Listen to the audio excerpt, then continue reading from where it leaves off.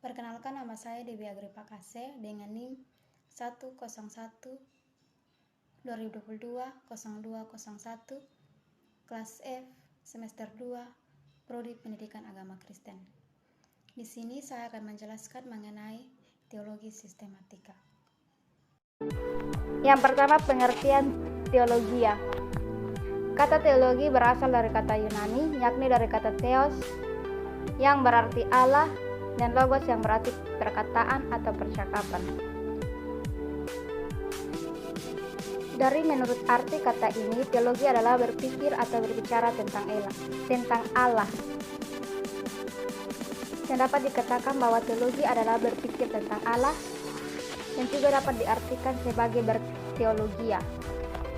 Adalah sesuatu yang dapat dikerjakan dalam kesendirian.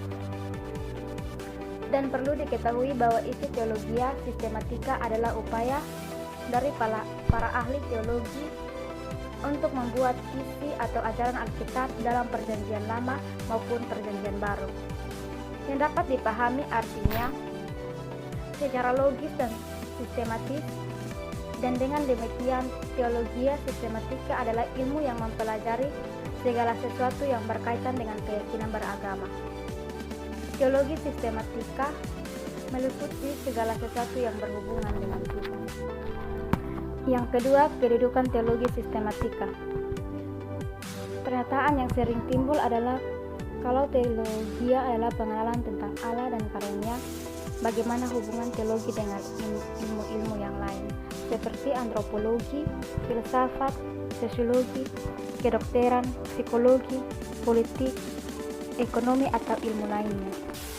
Dan dengan percaya bahwa seluruh kebenaran Allah berasal dari Allah, maka tidak seharusnya teologi bertentangan dengan disiplin-disiplin ilmu yang lain, baik itu kebenaran tentang alam, filsafat, manusia, ekonomi, dan lain sebagainya. Seharusnya mereka saling melengkapi. Yang ketiga, pentingnya teologi sistematika.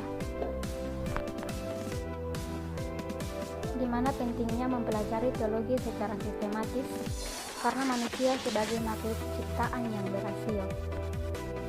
Manusia mempunyai kecenderungan untuk berpikir dan mempelajari sesuatu yang secara sistematis. Seperti sifat Alkitab sendiri yang menuntut untuk disusun secara sistematis sesuatu yang secara sistematis. Seperti sifat Alkitab sendiri yang menuntut untuk disusun secara sistematis, kebenaran tersabar secara acak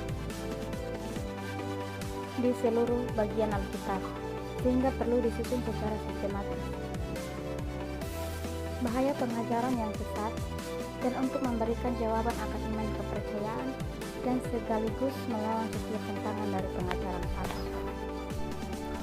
Bagian terakhir, metode teologi sistematika.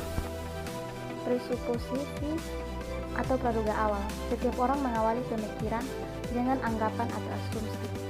Dengan demikian, perlu mempunyai perlengkapan rohani dan sikap yang taat. Seseorang yang mempelajari Alkitab tidak mungkin bersifat objektif karena ia harus percaya terlebih dahulu bahwa Alkitab adalah firman Allah yang tidak mungkin salah, atau disebut dengan iman mendahului rasio. Menurut Agustinus, because truth of people understand, karena percaya orang mengerti, sebagaimana kebenaran datang dari Allah. Kebenarannya yang abadi, Yesus Kristus, hidup dalam akal-akal orang yang sudah siap untuk menerima Dia. Kristus adalah guru batin untuk semua orang yang dapat atau rela mendengarkan suaranya.